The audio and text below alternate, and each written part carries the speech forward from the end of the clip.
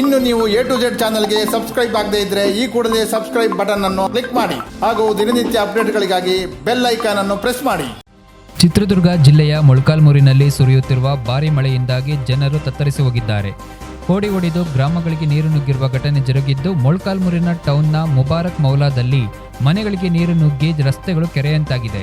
ರಾತ್ರಿಯಿಡೀ ಸುರಿದ ಭಾರಿ ಮಳೆಯಿಂದಾಗಿ ಮನೆಗಳಿಗೆ ನೀರು ನುಗ್ಗಿದ ಹಿನ್ನೆಲೆ ಜನರು ರಾತ್ರಿಯಿಡೀ ನಿದ್ದೆಗೆಡುವ ಪರಿಸ್ಥಿತಿ ಎದುರಾಗಿದೆ ಎಂಬ ಸುದ್ದಿ ವರದಿಯಾಗಿದೆ. ವರದಿಗಾರ ರುದ್ರೇಶ್, A2Z TV, ಮೊಳಕಾಲ್ಮೂರು.